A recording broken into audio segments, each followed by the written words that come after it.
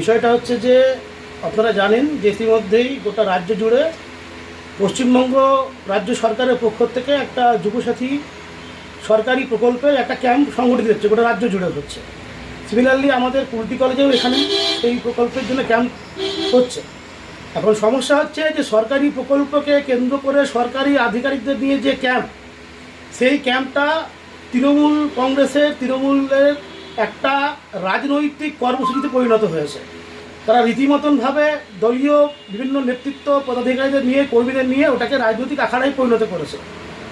এ যাবৎ বিষয়টা অবধি তাও ঠিক ছিল, কিন্তু আমরা দেখলাম কয়েকদিন আগে তৃণমূলের পক্ষ থেকে কয়েকজন তৃণমূলের তারা ফুল, মালা, চকলেট ইত্যাদি নিয়ে তারা যেটা বললেন যে যারা বিজেপি বা অন্যান্য কোনো রাজনৈতিক দলের যারা পরিবারের যারা লোকজন আসে তারা আসুন, আমরা তৃণমূলের পক্ষ থেকে তাদেরকে নবীনবরণ করে নিয়ে হচ্ছে তাদের ফর্ম ফিল আপ করে দেবো, তাদেরকে আমরা জেরক্স করে দেবো, সবটা আমরা করে দেবো। এখন আমাদের বলার বিষয় হচ্ছে যে রাজ্য সরকারের পক্ষ থেকে যে ঘোষণা করা হয়েছে, যতদূর আমরা যদি ভুল না হয় তাতে 21 থেকে 40 বছর বয়স পর্যন্ত যারা মাধ্যমিক পাশ করেছে তাদেরকে এইটা প্রকল্পের সুবিধাটা দেওয়া হচ্ছে।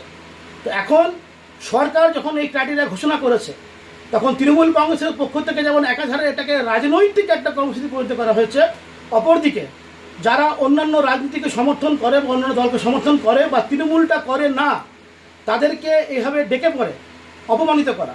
এখন এই বিষয়টা সব থেকে গুরুত্বপূর্ণ বিষয় হচ্ছে যে যারা এখানে যাচ্ছে, এক তো হচ্ছে সরকারি পয়সা, এটা হচ্ছে আমাদের সাধারণ মানুষের রাজস্বের পয়সা থেকে সরকার এটা দিচ্ছে। তার থেকে গুরুত্বপূর্ণ বিষয়টা হচ্ছে যারা এই প্রকল্পের সুবিধা নেওয়ার জন্য ওইখানে ক্যাম্পে যাচ্ছে তারা প্রত্যেকেই শিক্ষিত বেকার যুবক। এই শিক্ষিত বেকার যুবকের আত্মসম্মানকে, আত্ম অভিমানকে আঘাত করার জন্য তৃণমূল যে কর্মসূচি নিয়েছে তার প্রতিবাদ আমরা করেছি। এবং এই বিষয়টা আমরা আমাদের সংগঠনের, জেলা সংগঠনের আমাদের সম্পাদক, আমাদের পার্টির নেতা কেশব পোদ্দারকে আমরা জানিয়েছিলাম, মাননীয় কেশব পোদ্দারকে।